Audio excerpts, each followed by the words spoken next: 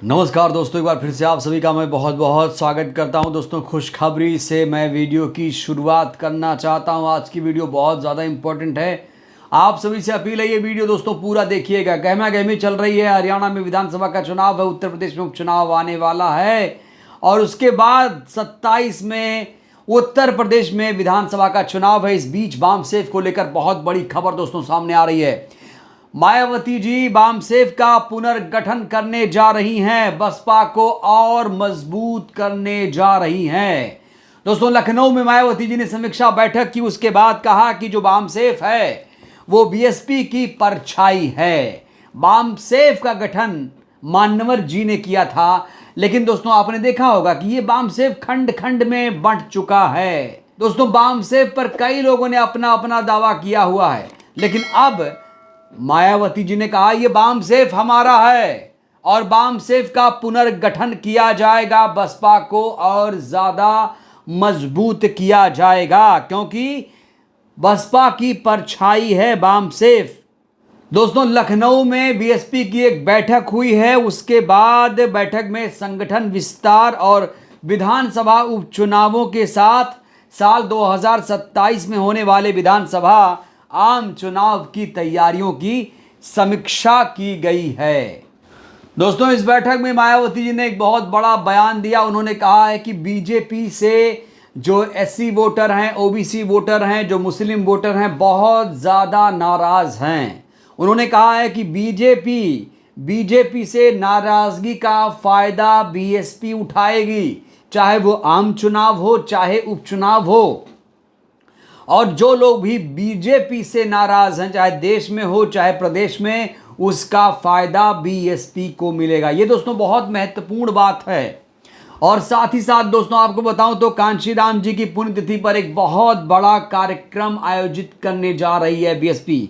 खबर यह है कि बसपा सालों बाद कांशीराम जी की पुण्यतिथि यानी 9 अक्टूबर को लखनऊ में एक बड़ा कार्यक्रम करने जा रही है। मेरठ, आगरा और अलीगढ़ मंडल के लोग दिल्ली में होने वाले कार्यक्रम में शामिल होंगे। इसके अलावा हर मंडल के लखनऊ कांशीराम स्मारक में होने वाले कार्यक्रम में शामिल होंगे। तो लखनऊ से दिल्ली तक एक बड़ा संदेश देने की कोशिश है। मायावती जी एक बड़ा कार्यक्रम कहा जा रहा है करने जा रही हैं। और जिस तरीके से भारत बंद का ऐलान किया गया था, जिस तरीके से ऐसी समाज सड़कों पर उतरा था सुप्रीम कोर्ट के फैसले के बाद, अब माना जा रहा है कि उससे बड़ा, उससे कहीं ज़्यादा बड़ा एक कार्यक्रम होगा दिल्ली और लखनऊ में। और इसको लेकर तैयारियां जो है वो चरम पर हैं। देश के कोने कोने में इसको लेकर संदेश, मैसेज भेजे जा रहे हैं। इधर दोस्तों आकाश आनंद को लेकर एक बहुत बड़ा बयान दिया है मायावती जी ने। उन्होंने कहा है कि जिस तरीके से आकाश आनंद हरियाणा में सक्रिय हैं, अब उनको उत्तर प्रदेश में भी जल्द ही लॉन्च किया जाएगा। आकाश उत्तर प्रदेश में भी जिम्मेदारी संभालेंगे, क्योंकि दोस्तों आकाश आनंद लगातार ग्राउंड पर हैं, लगातार धरातल पर मेहनत कर रहे हैं। हम देख रहे हैं कि हरियाणा विधानसभा चुनाव में वो किस तरीके से जनहित के मुद्दों पर बात कर रहे हैं, बेरोजगारी, महंगाई, भ्रष्टाचार के मुद्दों पर भारतीय जनता पार्टी की पोल खोल रहे हैं और कह रहे हैं कि ये जो भारतीय जनता पार्टी है या फिर दूसरी पार्टियां हैं, वो कभी भी बहुजनों का हित नहीं कर पाएंगी। अपने मैसेज को भेजने में कामयाब होते हुए नजर आ रहे हैं आकाश आनंद। और हरियाणा में दोस्तों आपको बताएं कि बीएसपी आईएनएलडी का गठबंधन हुआ है और बड़ी भूमिका निभा रहे हैं आकाश आनंद। और इसलिए कहा जा रहा है यूपी में होने वाले विधानसभा उपचुनाव में भी उन्हें पूरी तरीके से लगाया जाएगा, जिससे बीएसपी को उपचुनाव में भी फायदा हो। दोस्तों, यूपी में 10 सीटों पर उपचुनाव होगा, इसे सत्ता का सेमीफाइनल माना जा रहा है।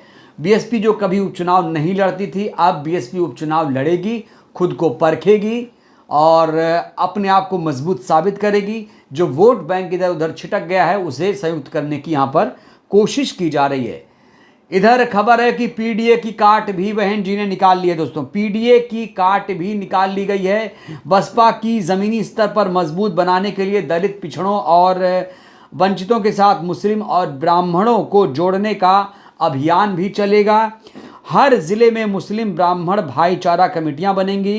इनका मुख्य काम पार्टी के साथ साथ अपने समाज के लोगों को जोड़ना होगा। सपा मुखिया के पीडीए की काट के लिए दलितों, पिछड़ों, मुस्लिमों और ब्राह्मणों को खड़ा किया जाएगा, यानी अपर कास्ट को भी मायावती जी अपने साथ रखेंगी और सतीश मिश्रा उनके साथ हैं, तो इसका यही मतलब है वो ब्राह्मणों को जरूर अपने साथ जोड़ेंगी। दोस्तों, पिछले दिनों कई सारे सवाल खड़े हुए सतीश मिश्रा जी को लेकर, जब मायावती जी ने कहा कि वो लोग जो बसपा को नुकसान पहुंचाना चाहते हैं पार्टी को छोड़कर चले जाएं, तो सवाल खड़े हुआ मिश्रा जी पर कि मिश्रा जी क्या बसपा छोड़ेंगे, क्या बसपा से निकाले जाएंगे। लेकिन दोस्तों अब स्पष्ट हो गया है वो बसपा में रहेंगे, क्योंकि ब्राह्मणों को भी जोड़ने की तैयारी है पार्टी में।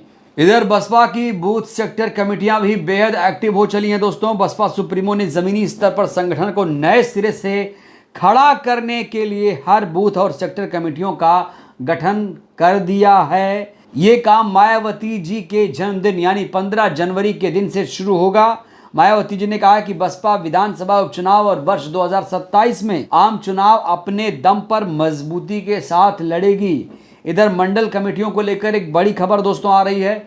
प्रयागराज मंडल जो है उसमें दिनेश चंद्रा, राजू गौतम और लाल राम अहिरवार को अध्यक्ष बनाया गया है। मिर्जापुर मंडल में विश्वनाथ पाल और गुड्डू राम को भेज दिया गया है। तो लगातार लोगों को सक्रिय किया जा रहा है। बूथ सेक्टर कमेटियों को भी एक्टिव करने की कोशिश है। कार्यकर्ताओं को भी बहन जी ने रिचार्ज कर दिया है। तो दोस्तों, दो अहम बड़ी खबर यह है कि बामसेफ का पुनर्गठन होगा। बामसेफ चूंकि सामाजिक संगठन है इसलिए इसका पुनर्गठन जरूरी है, क्योंकि बसपा की ये परछाई भी है। एक बामसेफ आप जानते होंगे उनका भी है, बामन मिश्राम जी चलाते हैं। कई सारे बामसेफ है कहा जाता है, लेकिन अब बामसेफ को अपने हाथों में ले लेंगी मायावती जी। और क्योंकि ये सामाजिक संगठन है, जैसे बीजेपी के पास आरएसएस है, ऐसे बीएसपी के पास बामसेफ है। और किन्हीं कारणों की वजह से बामसेफ कई भागों में बटा है, कई ऐसे ऐसे लोगों के हाथों में चला गया है। उसे अब मायावती जी अपने पास रखना चाहेंगी और इस सामाजिक संगठन को और मजबूत करेंगी। चैलेंजेस भी हैं, चुनौतियां भी हैं, क्योंकि जो बामसेफ का संगठन है वो कहीं ना कहीं मायावती जी के साथ नहीं है। ये दोस्तों सोचने वाली बात है कि जो बामसेफ को चला रहे हैं और सारे लोग, वो बसपा के साथ आज की डेट में नजर नहीं आ रहे हैं। वो बहन जी के समर्थन में कभी भी खड़े नहीं होते हैं, ना तो वैचारिक, ना तो राजनीतिक, ना तो सामाजिक रूप से कभी भी वो बसपा के साथ नहीं रहे। हालांकि कई बार ये कहा गया कि बसपा 2007 में इसलिए जीती क्योंकि बामसेफ उनके साथ था।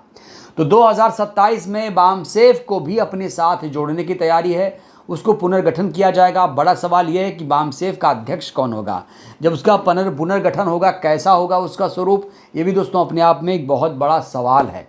और सबसे बड़ी बात कि कांशीराम जी की पुण्यतिथि पर बड़ा कार्यक्रम होगा और ये सालों बाद ऐसा होगा। 9 अक्टूबर को लखनऊ में एक बड़ा कार्यक्रम आयोजित करेगी बसपा और साथ ही साथ दिल्ली में भी एक बड़ा कार्यक्रम होगा। तो दोस्तों, कुल मिलाकर बसपा इस समय बहुत ज़्यादा एक्टिव है, उपचुनावों को लेकर, बामसेफ के पुनर्गठन को लेकर, बूथ सेक्टर कमेटियों को लेकर, मंडल कमेटी में जो बदलाव किया गया उसको लेकर, आकाश आनंद की सक्रियता को लेकर, पीडीए की कार्ड भी बसपा ने ढूंढ ली है और कांशीराम जी की पुण्यतिथि पर एक बड़ा कार्यक्रम होगा। दोस्तों, इस वीडियो में फिलहाल के लिए बस इतना ही। आपको क्या लगता है, क्या बसपा आने वाले चुनावों को फतेह कर पाएगी और क्या पीडीए की कार्ड बसपा ढूंढ पाएगी और क्या बामसेफ को बसपा पुनर्गठित कर पाएगी? अपनी प्रतिक्रिया आप लोग जरूर दीजिए। बहुत बहुत धन्यवाद, शुक्रिया।